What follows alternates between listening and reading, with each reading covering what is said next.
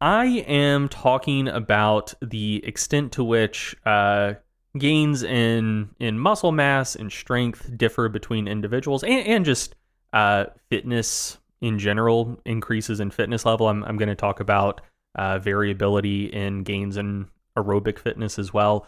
But yeah, like I wanted to talk about this because I think people often severely underestimate the extent to which just gains in muscle, strength, general fitness levels following a training program differ between people. And I think that there are some negative outcomes of that. One is I think that folks who maybe respond to training worse than average, but not to any sort of like concerning or crazy degree, like they maybe have like a 30th percentile type response to resistance training, which is a completely normal response. They look at, say, averages or people showing up on their social media feed who typically are going to be above average. That's why folks find them interesting, and therefore the algorithm is promoting them to you. And they think, oh no, like I'm doing something terribly wrong. And what I'm experiencing is very atypical, but it's not. Like 30th percentile, like that's not out of the ordinary at all. So yeah, like to hopefully give some of those folks peace of mind, and also just to kind of help people get grounded for being able to better evaluate things they see in their own training, gains their training partners make, stuff they see on social media, etc. So just basically to put people on firmer footing to better understand the sorts of variability you should expect to see in training responses. And then also towards the end of this segment, I'm going to talk about if you are someone who responds to training worse than the typical person, like, I would anticipate that this probably applies to about 50% of folks in the audience, give or take. Some things that you can potentially do about that to either make better gains or to maybe find a bit more contentment in the gains that you do see. Cool. Yeah. So, first off, to start with, the thing that kind of got me thinking that I should make this segment is in the Stronger by Science subreddit. When we were on summer break, there was a thread someone posted that was basically asking about this general topic, saying that they had gone back through the podcast archives and they had seen some content around this general subject floating around in the ether, and they were like, but it's a shame Greg and Eric have never discussed this in depth. But I had. So there's an article on Stronger by Science that was published, I think in 2015, 2016, on this precise subject, but that was before the podcast existed. And at this point, more people listen to the podcast than read articles on the site, which is totally fine. So it hadn't occurred to me that a pretty good chunk of our audience probably hadn't come in contact with this information. So part of this segment is just going to be restating some of the content from that article, but it will take it a step further and a step deeper. But the Stronger by Science article on this topic will be linked in the show notes. So just to start with, just to give you a general idea of the extent to which hypertrophy following a resistance training program can differ between people, I'm going to start by just briefly talking about a study by Bamman and colleagues from 2007. And all of the sources that I reference will be linked in the show notes if you want to check them out. Title of this paper was Cluster Analysis Tests the Importance of Myogenic Gene Expression During Myofiber Hypertrophy in Humans. So in this study, there were 66 subjects. They all went through a 16-week training program, training their quads 3 times per week. And afterwards, the authors or the researchers did a cluster analysis where they basically looked to see, they split out the people who basically had like 25th to 75th percentile type gains, the people in the bottom quartile and the people in the top quartile, looking at gains in fiber cross-sectional area just to see how, results differed between individuals. And so in this study, after everyone went through the exact same training program for 16 weeks, the bottom quartile of responses, on average, these people, their quad fibers did not increase in cross-sectional area at all on average. Like the mean change was 0 square micrometers. For the who they termed modest responders, kind of the middle 50th percentile, so from 25th to 75th percentile, the average increase in fiber cross-sectional area for the vastus lateralis was like 1,000 square micrometers. And for who they termed the extreme responders, who I really wouldn't call extreme responders, we're talking about people from the 75th to 100th percentile. So 75th percentile, that's nothing extreme. But yeah, who they termed the extreme responders, the increase in fiber cross-sectional area was a little bit over 2,000 square micrometers. So just going from essentially the median to kind of what the top 25 percentiles see, that's like a twofold difference in gains. And the person who experienced the most hypertrophy in this study, it was like 3,300 square micrometers. So the gains that individual saw were like 3.5 times better than average. So that's, just to kind of get your feet wet on the sort of variability we tend to see. And if you're watching on YouTube, you can look at the screen. A figure from the study will be there looking at you. This is really convenient, the way that the numbers kind of cluster around numbers, because it's like the lower responders. I love it when numbers cluster around numbers. Well, yeah, that was an eloquent way of saying it, but let me try to explain that more. So like the approximate average for the lower response group was like 0. Yeah. And then there were nice round numbers. So like the middle responder groups, it was like 1,000. So it's like 0 hypertrophy units or 1, and then up around 2,000, a nice doubling is where you get the kind of high response groups, and then up around 3,000, like a tripling of the average approximately, is where you get the basically the real outlier, right? Yeah. Like the person that you see on Instagram and you're like, there's no way they're natty, right? Well, and I mean, I would even push back against that, because this study had 16 subjects. That's not the sort of sample you'd need to find true outliers. Well, yeah, like within this sample. That's someone with like 1 out of 66 type response, not 1 in a million. Yeah. Another, I think, probably even better study that looked at this, classic paper by Hubal and colleagues from 2005. Title is Variability in Muscle Size and Strength Gain After Unilateral Resistance Training. The reason this is a particularly good study is because it is a particularly huge study. So it was 585 subjects, all going through the same biceps training intervention over 3 months. And again, if you're watching on YouTube, you can see the hypertrophy results now. The typical change in biceps cross-sectional area was like 15-20% for both the male and female subjects. But the people who had the worst response to the training actually experienced a small decrease in biceps cross-sectional area. And these were completely untrained folks. So, you should expect most people to experience at least some hypertrophy.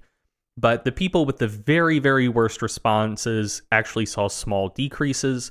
And then the people with the very, very best responses experienced increases in biceps cross-sectional area in excess of 55%. So, we're talking about untrained folks going to the gym for the first time, training for 3 months, and their biceps getting 50% larger. And as you pointed out with the prior study, like the best response was about 3 times the average response. And that's more or less what we see here. Like the average response was gains of 15-20%. The best responses were like 50-60%. So about 3 times better than average. And then also the study assessed changes in maximum voluntary contraction strength of the biceps, so just elbow flexion MVCs.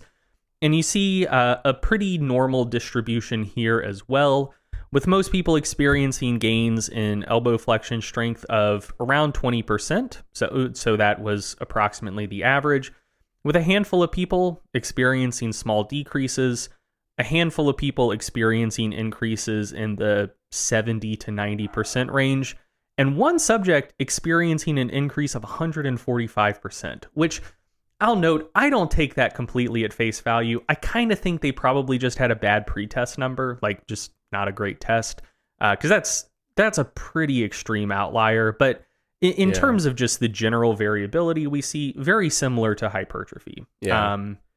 And it is tough with MVC, with an isometric test like this, because I think some people will say, well, what do you mean a bad baseline test? But it can be difficult, especially with untrained folks. Like, it's pretty easy with a bench press because it's like, well, you're going to unrack the bar and it's either going to pin you to the bench or it isn't, right? But with an MVC test, it's like, okay, push as hard as you can against this pad. And by the way, you never do leg extensions, but push against this as a leg extension as hard as you possibly can. And then you just have to say, like, did you do your best? And they're like, yeah. And they're like, are you certain though? And like, you can have some things in place to try to alleviate the shortcomings of that to the best of your ability, but sometimes you do just get a crappy baseline test. Well, yeah, and when you're assessing 585 subjects, the odds of having one bad test in there is around 100%. Right, yeah. So that's talking about hypertrophy and strength to this point. Like I said, I'm going to touch on aerobic fitness as well. So a classic study, the Heritage study from, I think it started in maybe the late 80s through the 90s. And this the Heritage study itself is really cool. If you're someone who's interested in aerobic training in general, heritability of trainability and general fitness characteristics, the Heritage study was a huge trial, absolute classic, definitely worth looking into. But the particular paper resulting from that study that I'm going to talk about here, title was Familial Aggregation of VO2 Max Response to Exercise Training, results from the Heritage study from Bouchard and colleagues in 1999. And this study, very similar to the Hubal study, big sample size, 481 total subjects, previously sedentary, and they completed 20 weeks of a standardized aerobic training program on a cycle ergometer twice per week, and the researchers assessed absolute VO2 max before and after training, so not mLs per kg per minute, but just total mLs per minute. And the typical gains in this study were around 400 mLs gain in VO2 max, but we see the same sort of normal distribution here as well, with the people, again, previously sedentary subjects, people who, when you put them on an aerobic training program, you should expect to see gains in aerobic fitness. The people with the absolute worst responses actually experienced small decreases in aerobic fitness, and the people who had the absolute best responses increased their absolute VO2 max by more than a liter per minute. So about 2.5 times as large of gains as the average. So similar types of variability as we see with hypertrophy and strength, which is to say very, very substantial variability. And then finally, to address gains in hypertrophy in a pretty systematic way, I happen to have a little bit of information on hand from the Barbalio investigation we did a couple years ago. The details of that aren't worth getting into here. That would be a huge diversion, huge rabbit hole. Look at us practicing restraint. Yeah, a new thing for I'm the doing podcast. My best. By the way, you did a really good job editing the last episode. Oh, thank you. For the listeners, I got very sidetracked on some dumb bullshit during Eric's segment, and I felt very bad about it, but hopefully you didn't notice, because Eric is a great editor. That's the magic of editing. Yes. Anyway, so if you're interested in learning more about statistics and how one might go about looking into sketchy looking research, maybe check out the article. It'll be linked in the show notes. But one of the things that we were interested in that investigation was, what is the typical variability we see in strength gains after a resistance training program? The reason we were interested in this is the studies by Barbalio and colleagues reported very, very low variability in strength gains. Like, if a training program added 20 kilos to people's squats on average, they might report like 20 plus or minus 2 kilos. Like basically everyone gained between 15 and 25 kilos without much variability, which seemed pretty low. So we had an archive of like 83 studies that I had looked into for just like various meta-analysis projects previously. So it was an unbiased sample that we weren't just cherry picking for the purposes of this particular investigation, where we could basically look and see like, hey, in the literature as a whole, in a pretty large group of studies, what is the typical variability we see in strength gains?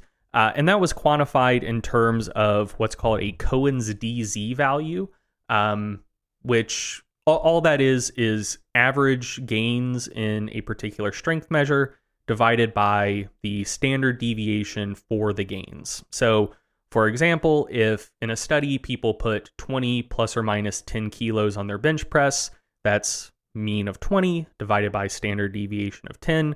That's a Cohen's DZ value of 2. So the typical Cohen's DZ value we saw, kind of the weighted average from this whole sample of studies, was about 1.6. And so just to put that in context, a Cohen's DZ value of 1.6 means that if there's a training intervention where the typical gain or the average gain in strength is 20 kilos, that means within one standard deviation, you're looking at, on the low end, a gain of 7.5 kilos, and on the top end, a gain of 32.5 kilos. So we're certainly not talking about outliers here. Just within one standard deviation of the mean, you're looking at a difference in strength gains of more than fourfold. So, an increase of 32.5 kilos is more than 4 times greater than 7.5 kilos. So that's, again, just within a single standard deviation. Within 2 standard deviations, you're looking at, on the low end, a decrease of 5 kilos up to an increase of 45 kilos. And so that's normal shit. Again, we're not talking about outliers here. We're talking from the 2.5th percentile up to the 97.5 percentile. So that's kind of where most normal responses would fall. So, that's... But I think of that, though. Think of the number of people who, if it's like you and your training partner, hypothetically, you're both pretty similar at baseline, you both do the same program together, one person gains 42 kilograms, the other person loses 3, and it's like, yeah, that checks out. Yeah, like those seem like extreme responses, but we're staying within 2 standard deviations of the mean here. Like that's just perfectly normal stuff that you would observe all the time. And then just in terms of not so much gains in strength, gains in muscle, gains in aerobic fitness, but just kind of like real world data on how strong people actually are. So back in 2015, I sent out a survey to the Stronger by Science audience, asking, basically, hey, if you're training pretty hard for either powerlifting specifically or like powerlifting style training, fill out this survey.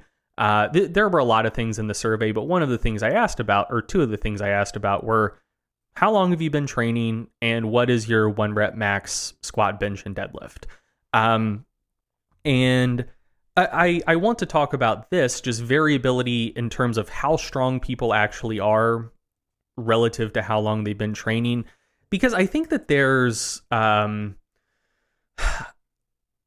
unfortunate facet of the strength training content landscape is the concept of strength standards tables, which I think outside of competitive environments are virtually worthless. Like if you are actually competing in powerlifting, and you might want to know if you're like a class 3 lifter or a master level lifter or whatever, like you can look at those tables and see how you stack up, because there's a purpose there. Like that's saying how relatively competitive are you compared to your peers in the sport you compete in. But most strength standards tables are like, hey, a novice benches this much. An intermediate level lifter benches this much. An expert level lifter benches this much. Just kind of assuming that how strong you are is a pure function of simply how long you've been training, without really accounting for virtually anything else, including just how well people respond to training. Like you could be an expert level trainee who just responds pretty poorly to resistance training on average. You put in, 20 years under the bar, you know what you're doing. You've gotten the gains that are available to you, but those gains are just smaller than other folks. And it could be demoralizing to look at a table like that and say, oh, well, you're a early intermediate level deadlifter.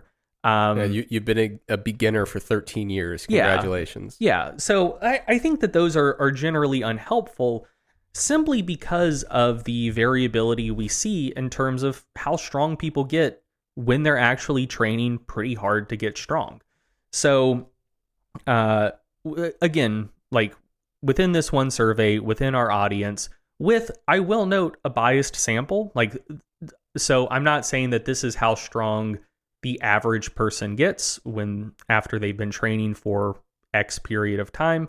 Like, these are people who are training with the express intent of trying to get as strong as possible in squat, bench, and deadlift. So, this probably won't generalize to the typical gym you go to, unless you happen to train at a powerlifting gym. But just to give some examples here, after 6 to 12 months of training, the typical male, or like the average 1 rep max squat strength for a male lifter in this survey was about 150 kilos, which makes sense. From spending a lot of time coaching powerlifters, training in powerlifting gyms, if a new lifter comes in and they devote themselves to lifting pretty hard, 3-plate squat within a year, like that's a very realistic thing that you see all the time. But yeah, the average was like 150 kilos, which is 330 pounds, but the standard deviation was like 35 kilos. So when you go plus or minus 2 standard deviations from the mean, the bottom end of that range is 176 pounds, about 80 kilos. And the top end of that range is about 220 kilos, or about 485 pounds. So, we're not, again, even talking about outliers here, but some people after 6 to 12 months, like, not to be a hater, they're still just not particularly strong. Like, if you put in a year under the bar and your 1 rep max is still 175, like, you might be looking around at your peers and say, like, man, it seems like other people are gaining strength faster than me. Is there something wrong here? And I would say probably not. I mean, you're not an outlier on the low end. You just have a smaller than average response to resistance training. And on the top end, like, yeah, like I know a handful of people who've squatted close to 500 or over 500 within their first year of lifting. And those folks are just very fortunate. But again, we're not even talking about outliers here. Like, that's like the 97.5 percentile. Similar numbers for women after 6 to 12 months of lifting. The average squat was 90 kilos, so that's about 200 pounds. But anything from 30 kilos or 66 pounds up to 150 kilos or 330 pounds were perfectly normal responses. Again, that's within 2 standard deviations of the mean. So, like, just in terms of how strong people get after training for comparable periods of time, there's huge variability here. And again, just to reiterate, I'm not talking about outliers. I'm talking about plus or minus 2 standard deviations from the mean, which is where most people fall. And so if you're concerned, like, hey, I seem to be experiencing smaller strength gains than most people, am I atypical? Is something wrong? Probably not. Like, you probably fall within this sort of range I'm talking about. There's a very, very good probability that you do. So the next question here is why? Why do we see this amount of variability in responses to training, resistance training, aerobic training, etc.? And it's hard to say for methodological reasons, but one of the contributors almost assuredly is just genetics. Like some people, like they just got a better genetic draw for training than other people did. Like if you look at professional athletes in just about any sport, they pick better parents for their sport than you did. And that's why they're a pro and you're not. But it's hard to say, it's hard to put a super precise estimate on exactly the extent to which genetics per se influence these things. And this is beyond the scope of this segment. But I am somewhat skeptical of like super precise estimates of heritability. Just because of like the methodology of how those studies work. And like I said, that's too big of a rabbit hole to go down. But like the way that you would typically try to estimate the heritability of a particular trait is you look to see when people go on the same sort of training intervention, how similar are responses in people who are closely related, so parents and their children, siblings, twins, etc., compared to people who aren't related. So, you know, random person here, random person from some completely different family. And you just kind of aggregate that and look to see, do people who are related have responses to training that are more similar than people who aren't related on average? And if you see more similarity in family clusters versus people outside of those family clusters, that very strongly suggests that there's a genetic component. And that's what we see in all of this stuff. And like I said, I don't like this is like we talk about sometimes on the podcast, taking research seriously versus literally. I don't take the precise heritability estimates literally, but I do think you can take them seriously. Yeah. So there's very good evidence that there is a genetic component to all of this stuff, but it's hard to say precisely how large it is. But I mean, the genetic component is there. So one example is as of 2011, 22 specific genes had been discovered that were strongly associated with a, quote, strength power phenotype. Moving beyond genetics, other things certainly matter as well.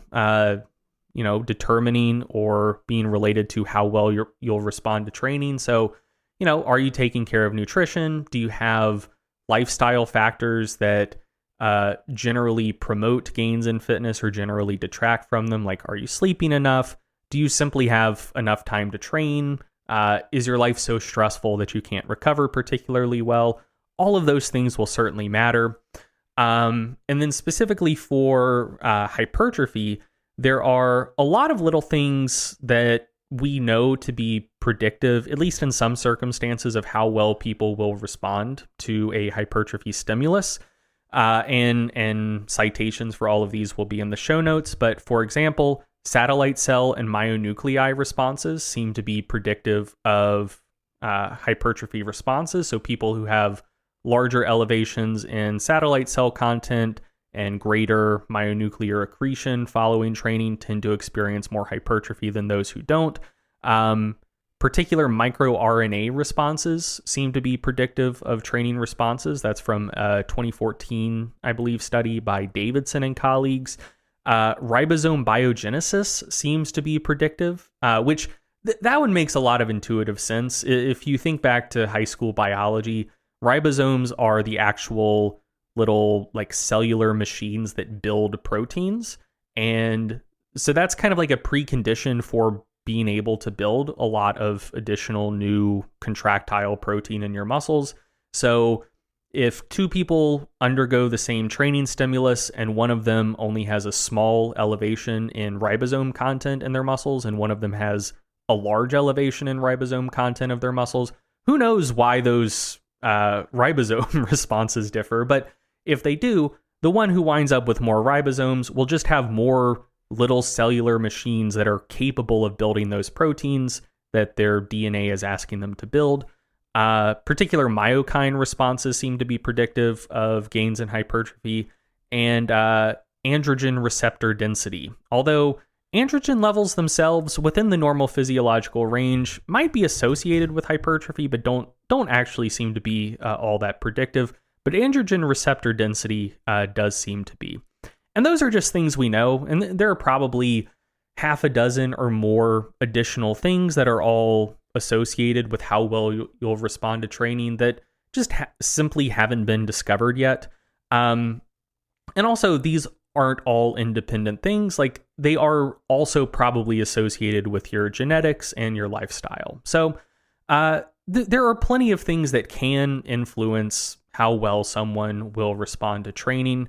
And just one other thing, I guess, to acknowledge here is, at least when we're talking about the research on response variability to training, one of the things that needs to be acknowledged is the potential impact of measurement error or just day-to-day biological fluctuations. So, if let's say that you undergo a training program and in real terms, you put 5 pounds on your bench over 10 weeks or something like that. So not a huge gain in strength, but you did increase strength. Like, if you went to the gym at the start of the program on the absolute best conceivable day for testing your bench press, maybe you could do 185 pounds. And also under optimal circumstances after the training program, you could do 190 pounds. But, let's say during the pre-testing assessments, things just weren't going your way. No, it's the opposite. Let's say during the pre-training assessment, everything was going your way. You felt great. Everything was just firing right. Your strength was there, and you do hit 185, and it's a very good strength test. And then let's say 10 weeks later, you are like your kind of true, unbiased, like getting rid of day-to-day fluctuations. Your actual strength has gone up 5 pounds. But let's just say that on the day that the post-training assessment occurred, it just wasn't your day. You had a shitty night of sleep the night before. Like, maybe your shoulder feels tight for no apparent reason. You just slept on it funny. Your girlfriend or boyfriend just broke up with you. Like, you don't feel good when you walk into the lab. They test your bench press strength, and it's just not a good day in the gym, and you hit 180. So, the result from that study would suggest your bench press strength went down 5 pounds, but in real terms, it actually went up 5 pounds, and you just had a bad day of testing. So some of the variability we see in responses to training are almost assuredly due to stuff like that, just basic measurement error or day-to-day fluctuations in strength or general performance. But, I want to make this very clear. The magnitude of different responses we see between people are way larger than could be attributed to just technical measurement error or day-to-day fluctuations in strength. Like, if one person is experiencing a 5 kilo decrease in squat strength and one person experiences a 50 kilo increase in squat strength, those two people didn't experience the same strength gains and just had a good or bad day of testing pre or post. Like, those are true, very quantifiable differences between people. But I did just want to make that note because, when you're talking about any of this stuff, it's important to keep stuff like measurement error or just day-to-day fluctuations in mind. But those factors like that can't account to anywhere close to the sheer magnitude of variation we see.